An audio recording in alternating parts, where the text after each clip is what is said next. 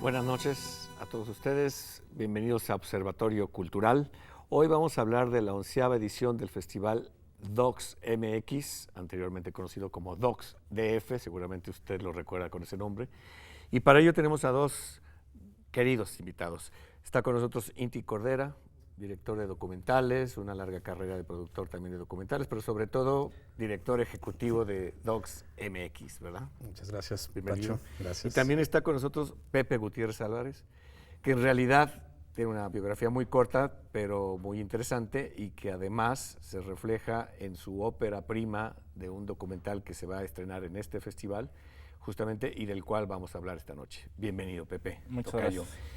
Y Valerie, como siempre. Buenas Ahora noches. invertimos el orden, ¿verdad? Pero bienvenida, Valerie. Es un Buenas gusto noches. estar contigo, como Estoy siempre. muy emocionada de ver más de 100 documentales que nos trae Docs MX. Son más de 100 documentales seleccionados a partir de la convocatoria que recibió 1,457 películas este año, entre largometrajes, cortometrajes, mexicanos e internacionales. Fueron, creo que es más de 90 los países de los cuales recibimos películas. Son 40 los países que se ven representados en la programación y una nueva apuesta por abrir más el espacio de la producción mexicana y ahí tenemos una nueva sección a la que hemos bautizado como México Ópera Prima, para darle el lugar que merece y reconocer el trabajo de los más jóvenes y talentosos documentalistas y cineastas mexicanos. Oye, Inti, y en estos 11 años, ¿en qué ha cambiado la escena del documental en México y en el mundo, digamos? No sé si decir cambiado, bueno, ha evolucionado, evolucionado mucho. Digo, si nos situáramos un poco en la última década y la que vio nacer y morir a Docs DF, pues todo ha sido un proceso de crecimiento. Un poco para darte una idea, la primera edición del festival en 2006 tuvimos 7,000 espectadores y el año pasado solamente en la Ciudad de México fueron 22,000, más otros 25,000 en una red de exhibición que hemos creado de una forma colaborativa con otras sedes en todo el país. Fueron 40 las películas mexicanas que recibimos en 2006 y 247 las que recibimos en 2016. Entonces todo ha sido un poco un proceso de crecimiento y muy afortunado también de ver una constante evolución en las formas narrativas del documental. Si bien hace 10 años el documental que llegaba incluso a las pantallas de cine, a la pantalla grande, estaba muy influenciado por las formas y los formatos del documental que se había venido haciendo durante ya muchos años en la televisión, basado en una estructura muy, digamos, formal, ¿no? la entrevista a cuadro, el talking head, la ilustración, la voz en off, y empezó a agarrar, digamos, formas de la argumentación, del cine de ficción, se empezaron a integrar elementos de la animación, y ahora el cine documental no se parece en nada a lo que veíamos hace 10 años, ¿no? Tal vez vale la pena definir qué es el cine documental contra las otras formas de cine. ¿Cómo lo defines tú? Si es que para se efectos pudiera, de la convocatoria, por ejemplo. Para fines prácticos y generales, el documental es la no ficción. Y en la no ficción hay un gran abanico de posibilidades, ¿no? Se habla de documental de investigación o periodístico, se habla de documental de observación. Tenemos también una nueva sección que se llama Cinepoem, que es un documental, digamos, más cuidado en la estética. Algunos podrían decir que es más lento, pero no por ello. Yo creo que es un cine más ligado a casi llevar al espectador a una experiencia cinematográfica. Hay un documental, bueno, varios, ¿no? Pero entre ellos, por ejemplo, Nueva Venecia, es una coproducción México, Colombia, Uruguay, que recientemente ganó un premio en Biarritz, de una productora mexicana y de un director uruguayo. Nueva Venecia es la historia de una comunidad en medio de los pantanos colombianos, donde básicamente todas las casas son sobre el agua, son palafitos, pero un poco la historia te cuenta cómo quieren construir una cancha de fútbol encima del agua, ¿no? Pero el documental, la forma de contar la historia es muy dejando que las cosas sucedan sin intervenir, sin la entrevista, ¿no? Simplemente como si tú estuvieras ahí contemplando y viendo esa vida, ¿no? O un caso similar, pero también muy diferente, es la familia chechena, que habla un poco de las tradiciones y las ceremonias sufis. Pero ahí te mete de una manera la cámara en unos planos cercanos donde tú prácticamente pareciera, o sea, te podrías sentir al lado de estas danzas sufis con una música muy intensa y pues casi es una experiencia vivencial lo Con que los estás viendo ahí, derviches. ¿no? Entonces sí, el rango de las posibilidades del discurso de la obra no ficción son infinitas. Pero incluso se permite ahora ya Todo tocar se la vale. ficción, como podría ser el caso, pregunto, de tu ópera prima, Pepe. Pues sí, creo que mi película es una película que transita justo como en la frontera entre lo que es el documental y la ficción, y a veces como que se va un poquito en la ficción, pero realmente creo que podría ser más como un ensayo autobiográfico, digamos, como si es que habría un género, pero en realidad es que los géneros también alguien los inventa como para encasillar, pero en realidad es que en las películas y en el documental y incluso en las ficciones, pues es que hay muchísimas maneras de abordar un tema, muchísimas maneras de abordar como las formas cinematográficas, ¿no? Y bueno, sí, en mi película también algo que quería como trabajar muchísimo es como la forma, la estructura. Y definitivamente la estructura tiene que ver más con la ficción, ¿no? O sea, es una estructura muy pensada, muy incluso como de guión. Sin embargo, pues la construcción a partir de imágenes documentales, caseras, Super 8 y fotos fijas de mi álbum familiar incluso, pues hace que sea como un híbrido interesante, ¿no? Que yo Eres egresado del CUEC. todavía estoy estudiando, estoy editando mi tesis. ¿Y por qué no nos cuentes un poco a partir de qué retazos o de qué archivo personal fuiste construyendo durante cuánto tiempo tú? Pues sí, empecé a grabar en el 2012, un viaje que hice, ¿no? Que estaba como bastante deprimido y decidí como abandonar el CUEC y viajar y hice un diario de viaje, fílmico. Y bueno, Perdón, ¿filmado en qué formato? con una DSLR, con una cámara de video muy chiquita, muy casera. Y en realidad es que ese es el grueso de la película es ese archivo, pero después a la hora de ir montando me di cuenta que podría ser interesante como mezclar, ¿no? Los formatos, un archivo super 8 milímetros que tenía mi papá ahí, ¿no? Entonces lo digitalizamos, fotos tal cual de las que más me gustaban como del diario, del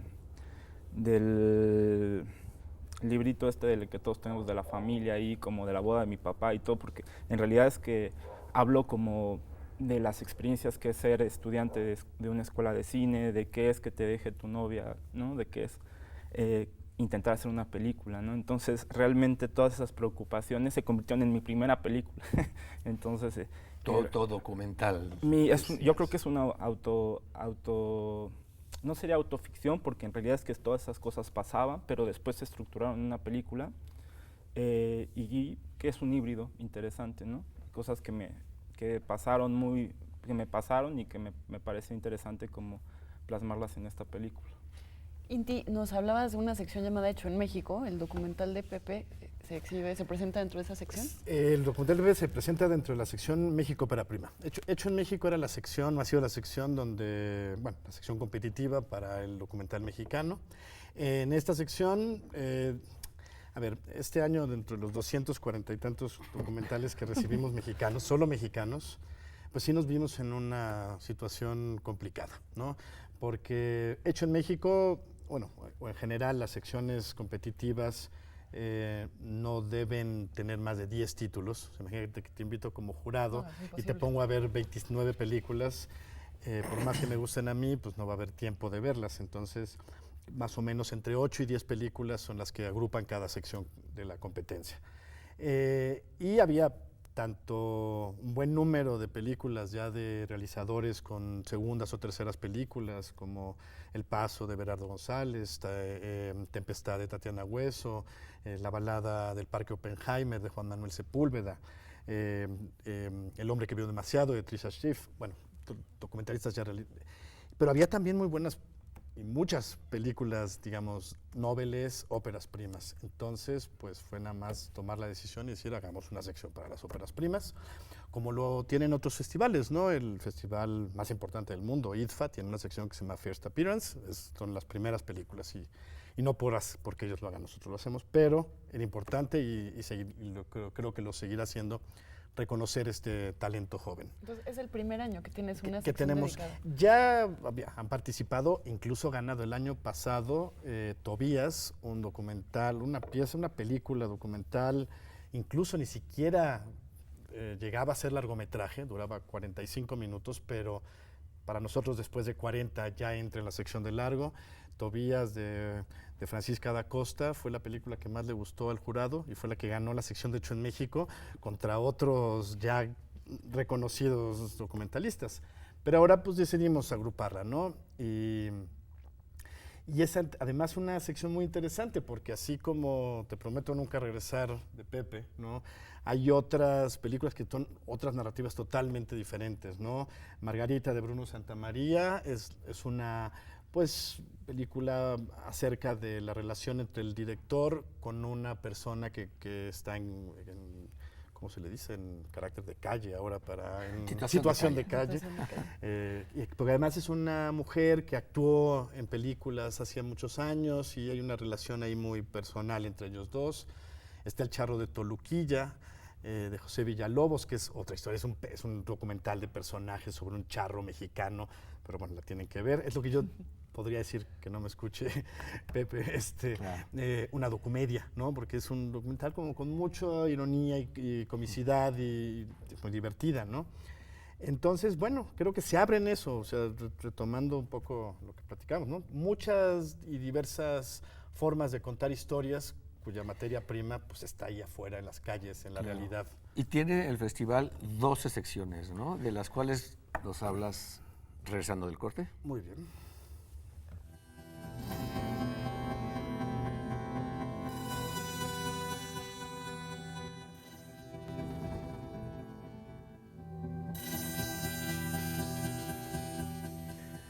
Bueno, el festival Docs MX, antes Docs DF, tiene 12 secciones o 12 categorías, algo así. Digamos que su programación, el menú a la carta para los espectadores y el público, se divide en 12 secciones, casi todas de ellas competitivas. Hay unos ciclos, vamos a decirlo, no competitivos, colaboraciones con por ejemplo, el programa de coproducción latinoamericano DocTV o la UNESCO, que tenemos un ciclo con ellos que coprogramamos que se llama Fronteras Migrantes. Es un poco un tema eje en las líneas de acción de la UNESCO, el documental Inmigración. Entonces, pero bueno, en cuanto a las secciones competitivas, tenemos por supuesto México para Prima, hecho en México. Tenemos una sección que le llamamos Breaking Docs. Un poco la idea de esta sección es que, o su lema es que no solo las últimas noticias no solo están en la televisión, son documentales de corte periodístico sobre temas de actualidad. Tenemos una sección que llamamos docu-thriller, que son documentales como más cinematográficos, películas documentales que tienen una suerte de narrativa e incluso suspenso, llevan elementos del thriller, ¿no? Otro Mundo es Posible es una sección que de alguna manera se comunica y dialoga con Breaking Docs, ¿no? O sea, Breaking Docs de alguna manera nos pone de frente a situaciones que no necesariamente pueden gustarnos del mundo que volteamos y vivimos. Y Otro Mundo es Posible nos ayuda o busca entender o buscar respuestas. Desde ¿no? la comunidad, ¿no? Desde la comunidad, desde la colectividad, desde muchos proyectos. Pues, a ver, Otro Mundo es Posible, ¿La balada de Oppenheimer es ahí? No, la balada de Oppenheimer, la balada de Oppenheimer participa en Hecho en México, pero yo creo que estaría más en docu-thriller que en Breaking Docs, que pues, nos habla de la situación de un parque en Vancouver, donde habitan una comunidad muy grande de personas en situación de calle, pero algunas por elección propia, pero muchas por una serie de condiciones como impuestas por las políticas públicas que parecieran ayudarles, pero en realidad no lo hacen. Es un trabajo muy interesante, más o menos. Bueno, como les contaba, Cinepoem, un cine más de observación, poemas visuales. Tenemos otra sección que se llama Alrededor de las ciudades, Around the Cities, que son también documentales muy, pues, que nos hablan de la vida urbana, ¿no? Desde alguna, por ejemplo, La ciudad de los fragmentos, que es una película mexicana, que bueno, es una especie de sinfonía, ese es otro como género también, ¿no? Una película más de observación, prácticamente sin la participación de testimonios ni voces, sino simplemente como una puesta en escena, un poema visual, pero convive, por ejemplo, con El fin del mundo, de una documentalista polaca, que también un poco nomás retrata como la vida nocturna de una ciudad de Polonia. Fragmentos es la sección que se dedica al cortometraje, tanto mexicano como internacional. Retratos, es un tipo de documental, un subgénero, ¿no? Documental de personaje. A través del seguimiento de esta persona, pues descubrimos su vida, o a través de su vida nos abre, digamos, o nos da luz sobre un tema más colectivo, general. De Octubre MX es esta red de exhibición que hemos creado en colaboración con espacios independientes de todo el país y de 17 países latinoamericanos. Platiquemos sobre la red. En cartelera comercial no es tan fácil encontrarse con documentales. Entonces, ¿cuáles son los espacios de distribución preferidos para este formato? Pues yo creo que el documental, como muchos otros géneros de la cinematografía, ¿no? El cine iberoamericano, el mismo cine mexicano independiente, la animación, el documental, han encontrado, creo que en primer lugar, en los festivales, su espacio de proyección. Y digamos, son más de 100 los festivales que hoy en día se llevan a cabo anualmente en el país. Cuando hace 10 años, hablando un poco de retrospectiva, eran 25 más o menos los festivales que habían, ¿no? Y mucho me han preguntado, ¿por qué han crecido tanto los festivales? Porque las puertas de las cadenas de exhibición comercial pues se han cerrado, ¿no? Las pantallas, pues se privilegia el cine que genera una utilidad inmediata, el cine ligado a los grandes estudios norteamericanos, y pues el cine, como el agua, tiene que encontrar su camino. Y aún así el cine documental ha tenido grandes éxitos en los últimos años, y pienso que se ha infiltrado un poquito más en la conciencia popular. ¿Tiene que ver con esto el uso de plataformas digitales como Netflix, HBO, que tienen entre sus grandes proyectos del año programas como The Jinx, How to Make a Murderer, el documental de Amy Winehouse, Cena? Sí tiene que ver, sí ha ayudado mucho el desarrollo de plataformas digitales, a las que hay que sumar las plataformas, digamos, como Filmin Latino, ¿no? Que sí tiene una gran programación de cine mexicano, de documentales de producción independiente, Cinema 1, o sea, hay muchas plataformas, ¿no? Digo, Netflix sí tiene una cartelera de documental, pero son documentales, digo, no hay esta programación en Netflix, ¿no? Ojalá la tuviera, ¿no? Ojalá la tuviera Claro Video, ojalá la tuviera, pero sí las plataformas digitales. Y ahora la evolución de los cineclubs que se están convirtiendo en salas independientes, las salas independientes que están proliferándose. Digo, por ejemplo, un proyecto que nació hace 21 años, creo, ¿no? Cinemanía, en medio de Plaza Loreto, como un proyecto, el primer proyecto de salas independientes, ¿no? Y de video, ¿no? Pues va a cumplir 21 años, ¿no? Y detrás de ellos, pues la Casa del Cine, el Cine Tonalá, que el Cine Tonalá ahora tiene sucursales en Bogotá y están por abrir una sucursal en Tijuana.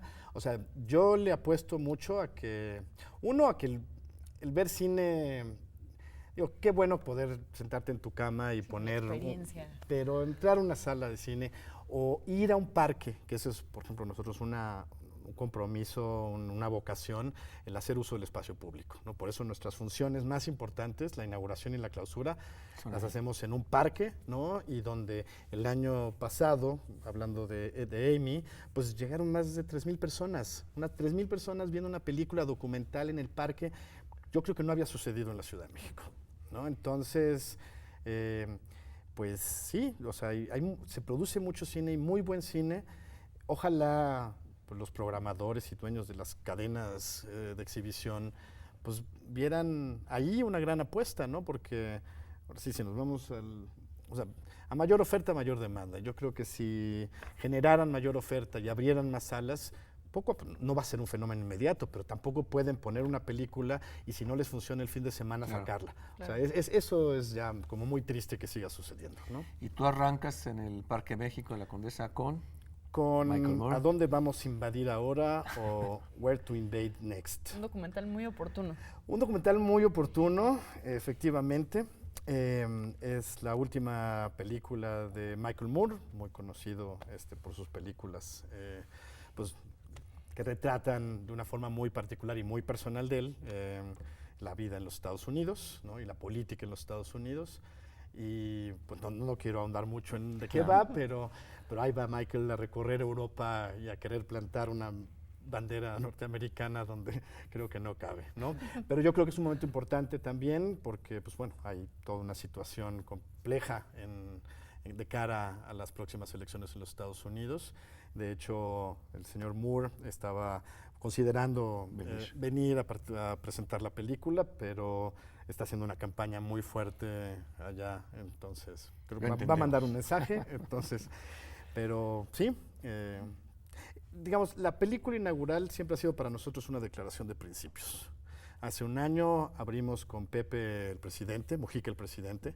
Nos parecía que, pues bueno, el mensaje de este buen hombre, este señor Pepe Mujica, pues es un mensaje para toda la humanidad, ¿no? Y de alguna manera, pues sí, sensibiliza sobre el ser y hacer política, ¿no? Y cerramos, igual que el año pasado, cerramos con Amy, cerramos con Olé, Olé, Olé, la gira latinoamericana de los Rolling Stones. Y si queremos ver el resto de la programación, ¿dónde la podemos encontrar? Pueden acompañarnos en nuestras 12 sedes. Hemos aprovechado un poco la geografía de este corredor Roma Condesa y los espacios públicos que nos ofrece y las salas que hay concentradas como el Tonalá, como el Instituto Goethe, como en la sala El Cenelido del Centro Cultural Bella Época, en el Parque España, en el Parque México, en el Parque Pushkin, que muchos no lo ubican, pero está ahí en Álvaro Obregón y Cuauhtémoc. Tonalá, ya lo dije, la Universidad de la Comunicación, por supuesto la Cineteca Nacional, aquí en la Ciudad Universitaria ha sido uno de nuestros espacios más importantes. En las islas colocamos nuestras jaimas, que son unas carpas de exhibición, unos cines itinerantes. Pepe, en tu película, en tu ensayo autodocumentado, utilizas formatos diferentes, nos contabas, ¿no? Sí, El resultado es bastante plástico, bastante visual. Pero ahorita que nos contabas algo al respecto, me hiciste recordar La Ciudad Blanca de Alan Tanner, ¿te acuerdas? Donde inserta estos fragmentos de Super 8, etcétera, y a su vez hablabas tú de que es una especie de diario de viaje lo que dio origen, que también sucede en La Ciudad Blanca. ¿O ha sido frecuente la utilización así, digamos, de la filmación para hacer diarios de viaje? Porque en el caso de La Ciudad Blanca para mí fue algo muy novedoso que hasta me dieron ganas de hacerlo cuando salió. En realidad es que yo se la pasé por ahí a un maestro del CUEC y me la recomendó. O sea, le pasé mi película y me dijo, me la regresó y me dijo, y toma la de Tanner. Entonces, definitivamente es muy bonita y es una influencia directa, de alguna manera. Pues no sé, yo creo que en realidad es que cada director, mi película surge de la necesidad de hacer una película, y porque cada que hago una película pues realmente es como la manera que encuentro para conectarme con el mundo, ¿no? Y es una gran excusa para vivir. Vivir haciendo películas es como muy lindo, ¿no? Porque en realidad es que hacer una película pues te lleva a cuestionarte todo el tiempo, ¿no? ¿Dónde estás parado? O sea, las políticas públicas, si está funcionando, si no, si funcionan las escuelas de arte o no. Entonces, en realidad es que creo que todas las maneras de hacer una película son como herramientas. En realidad es que creo que la combinación de archivos, que empezara todo como en un diario de viaje, mi película, pues yo creo que son herramientas que tenía como a la mano y que pude utilizarlas después, ¿no? Y que intenté construir la mejor película con todo lo que tenía, y definitivamente en algún momento que hablo como de mi familia y como del espacio de la casa de los abuelos en el rancho, pues un poco también utilicé esas fotos, ¿no? Claro. No ilustrando, sino como que para que todos vieran cómo es la casa del abuelo que tanto extraño, ¿no? O anhelo. Pues qué ganas de verla y te deseamos mucha suerte. Muchísimas Nos vamos a gracias. quedar con ganas de escuchar más de toda esta amplísima programación, Inti. Yo me quedé personalmente con muchas ganas de que nos contaras de la película. Hay una película sobre Metinides, el fotógrafo, Exactamente. un documental.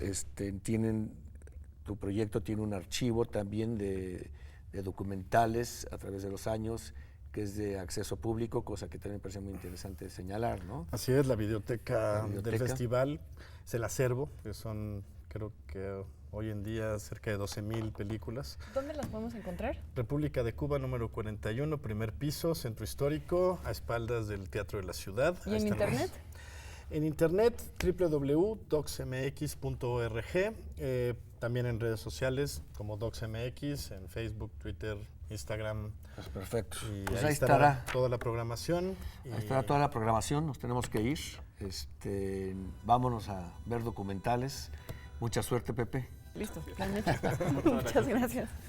Gracias por visitarnos. Gracias, Valeria. Encantado. Buenas noches. Gracias a ustedes.